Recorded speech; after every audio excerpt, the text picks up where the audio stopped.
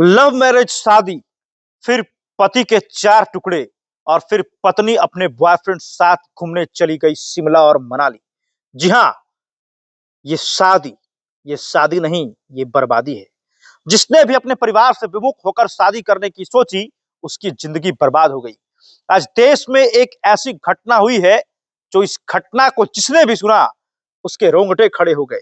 पूरे देश को इस घटना ने झकझोर कर रख दिया है। जी हाँ, मैं कहानी बता रहा हूं मेरठ की।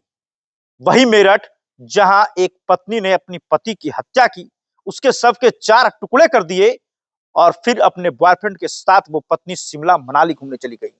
अब सोचिए, जबकि उस पति को अपने पत्नी पर कई सालों से शक था, कई महीनों से लगातार वो उसे फॉलो कर रहा था और वो ये समझ रहा था कि मेरी पत्नी के नाजायज संबंध है, लेकिन उस पति ने कोई एक्शन नहीं ली। इसलिए क्योंकि वो जानता था कि इस देश में कोई पुरुष कानून नाम की चीज है ही नहीं। इस दुनिया में, इस धरती पर, इस देश में महिला कानून है। अगर मैं अपनी पत्नी पर नाजायज संबंध का आरोप लगाऊंगा, तो मेरी पत्नी मेरे ऊपर दहेज प्रथा का केस करेगी और उल्टा मुझे ही सलाखों के पीछे घूमना पड़ेगा। और इसी कारण से अपनी पत्नी पर वो कोई कानूनी एक्शन नहीं ले पाया, जिसका नतीजा ये निकला कि पति की हत्या की गई, चार टुकड़े किए गए उसके शव के और प्लास्टिक के ड्रम में उस शव को सीमेंट से सील कर दिया गया। क्या तरस आ रहा है? आज वो कहां है महिला लॉबी? आज वो महिला संगठन कहां मर गई? आज वो महिला सशक्तिकरण कहां मर गई? आज वो महिला कहां मर गई जो चिल्ला चिल्ला कर कहती है कि सड़क पर कोई महिला चलती है तो पुरुष जो है वो कमेंट करता है। एक व्यक्ति अगर कोई कमेंट कर दे तो पूरा महिला लॉबी सामने आ जाती है, पूरा महिला संगठन सामने आ जाता है, महिला सशक्तिकरण की बात होने लगती है। आज एक निर्मम तरीके से एक व्यक्ति की हत्या हुई, आज वो महिला लॉबी कहां मर गई? मेरा गुस्सा जो है वो जायज है। मैं अपने सभी समाज के लोगों से, जात के लोगों से, जात मतलब हिंदू मुस्लिम नहीं, मर्द जाति से कहना चाहता हूं, एकजुट होइए और इस वीडियो को शेयर करिए और पुरुष कानून के लिए आवाज उठाइए। कब तक हम दर्द झेलते रहेंगे? कभी कोई पत्नी से आहत आकर फांसी लगा लेता है, कभी कोई पत्नी अपने पति की हत्या कर देती है बॉयफ्रेंड के साथ मिलकर, और हम कुछ नहीं कर पाते। आज हम चर्चा कर रहे हैं, कल हम चर्चा कर रहे हैं, दो इंजीनियर ने सुसाइड कर लिया सोशल मीडिया पर चिल्ला चिल्लाकर कि मेरी पत्नी जो है वो मेरे साथ नाजायज कर रही है, मेरी पत्नी मुझे मानसिक प्रताड़ित कर रही है, मैं मर रहा हूं, लेकिन इंसाफ दिलाइएगा। 4 दिन खबरें चली, 5वां दिन सब खत्म, हर कोई भूल गया। आज फिर एक ऐसी घटना हुई है जिसने पूरे देश को झकझोर कर रख दिया और बार बार ये घटना हम लोगों से आकर कह रही है कि पुरुष कानून का मांग करिए।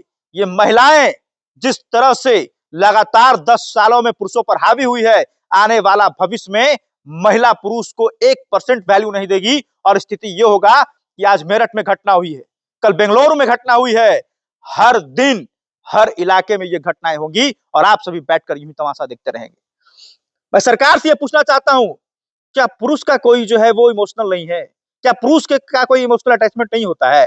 क्या पुरुष के लिए कोई कानून नहीं हो सकता है? क्या हम मर्द इतने जो है वो नीचे स्तर पर गिर गए हैं कि सिर्फ हमें किसी के ऊपर जो है वो हावी रहते हैं? हम महिलाओं का शोषण करते हैं, महिला हमारी शोषण नहीं कर सकती है? महिला कानून बना बनाकर आप लोगों ने इस कदर इसका बढ़ावा दिया कि आज पुरुष घुट घुट कर मर रहे हैं। बताइए ये क्या चल रहा है हमारे देश में? कहानी सुनकर रोंगटे खड़े हो जाते हैं। ये घटना मेरठ की है, 4 मार्च की घटना है, जहां पत्नी मुस्कान अपने बॉयफ्रेंड साहिल के साथ मिलकर अपने पति, जो कि एक मर्चेंट नेवी में ऑफिसर था, उसकी हत्या कर देती। जो एक ऑफिसर था, जो बाहर रहता था, साल में 2-3 महीने ही घर पर आता था और उसका नतीजा यह निकला कि पत्नी ने ऐसी साजिश रची कि इतनी दर्दनाक मौत दी कि उसका सही से बॉडी ही नहीं मिल पाया, उसका बेहतर तरीके से दाह संस्कार भी नहीं हो पाया। लेकिन धन है वो माता पिता जो लड़की की फांसी की मांग कर रहे हैं, धन है वो माता पिता जो कह रहे हैं कि मेरी बेटी दोषी है, उसे फांसी के तख्ते पर चढ़ा दो। लेकिन वो मर्द समाज कहां डूब गया है? आज वकीलों ने जमकर कुटाई भी की है मेरठ में, उन दोनों की जमकर कुटाई भी की है। मैं तो कहता हूं ऐसे लोग जहां मिले वहीं कूटो, वहीं कूटो, तभी ये मर्द समाज का इज्जत जो है वो बचेगा। मैं तमाम अपने दर्शकों से ये पूछना चाहता हूं कि क्या आप बताएंगे, क्या महिला जो है वो पुरुषों पर प्रताड़ित नहीं कर रही है, पुरुषों को प्रताड़ित नहीं कर रही है? क्या महिलाएं जो है वो पुरुष को जो है वो मानसिक प्रताड़ना नहीं दे रही है? ये क्या है ये सब? कभी बेंगलुरु में कोई पति जो है वो सुसाइड कर ले रहा है, कभी कहां सुसाइड कर ले रहा है, कभी किसी पति की हत्या हो जा रही है, घटना लगातार हो रही है, इसके बावजूद सरकार नहीं जाग रही है, कोई पुरुष कानून नहीं बन पा रहा है। अब मैं आपसे पूछना चाहता हूं कि अगर आपकी पत्नी का नाजायज संबंध है, आप क्या एक्शन लोगे? आप अपनी पत्नी को डांटोगे? आप उसके परिवार वालों से कहोगे? अगर उसके परिवार वाले बदमाश निकल गए आपकी पत्नी की तरह, तो वो परिवार वाले क्या कहेंगे? तुम गलत हो, तुम्हारा नाजायज संबंध है, मेरी बेटी जो है वो गंगा से धुली पवित्र है। और आप ज्यादा एक्शन लोगे, मारपीट करोगे, तो वही लड़की जो है वो जाकर थाने में केस करेगी कि मेरा पति हमसे दहेज मांगता है। ये पूरा परिवार लड़की का मायके वाला उसका समर्थन करेगा और आप सलाखों के पीछे होंगे। आप ही नहीं, आपके पूरे परिवार पर मुकदमा दर्ज किया जाएगा। अगर ये बातें आप तक सीमित होती तो कहीं भी जाती, लेकिन ये दहेज कानून इतना घटिया कानून बनाया गया है कि पूरे परिवार को समेट लिया जाता है। कोई लड़की किसी बात को लेकर, मैंने ऐसी कई घटना, मैं एक पत्रकार हूं, मैं लगातार कवरेज करता हूं, मैं बता रहा हूं घटना गया जिला की। एक लड़की अपने पति से लड़ाई झगड़ा करती है। पति इसलिए उससे झगड़ा करता था कि वो लड़की अपने बहनोई से बातचीत करती थी, उसका नाजायज संबंध था। और जब पति ने उसे डांट फटकार किया, मारपीट किया, तो वो लड़की जाकर फांसी पर चढ़ गई। और अगले दिन उसके मायके वाले ने पूरे परिवार को फंसा दिया कि मेरी बेटी को मेरे दामाद ने और उसके परिवार वालों ने मारकर लटका दिया, जबकि वो लड़की सुसाइड की थी। अब बताइए, इसमें दोषी कौन है? क्या दोषी पति है, या पति का पूरा परिवार है, या फिर दोषी मायके वाले हैं, या फिर वो लड़की है? मैं क्या कहूं, कहने के लिए कोई शब्द नहीं बचा है। मैं आप लोगों से यही विनती करता हूं कि इस वीडियो को शेयर करिए और पुरुष कानून का मांग करिए, वरना आपका हाल भी यही होगा जो हाल आज मेरठ में हुआ है। 4 टुकड़े किए गए लाश के और प्लास्टिक के टैंकर बनाकर उसमें जो है वो डाल दिया गया और पूरे बॉडी को जो है वो सीमेंट से कवर कर दिया गया।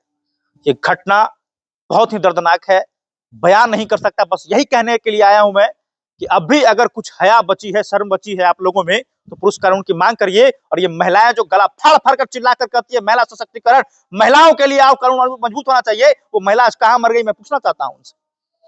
क्या आज आप कहिए ना कि ऐसी महिलाओं को फांसी पर चढ़ा दो, आप आइए, उतरिए रोड पर, निकालिए कैंडल मार्च और ऐसी महिलाओं के लिए फांसी की जाके मांग करिए। तब हम कहेंगे कि नहीं, महिलाएं जो है वो असल में सबकी हित देखती है। और मैं सरकार से भी यही कहना चाहूंगा कि पुरुष कानून पर विचार करिए, नहीं तो हम लोग उसके लिए जो है वो बहुत जल्द आंदोलन करने वाले हैं। बहुत बहुत धन्यवाद।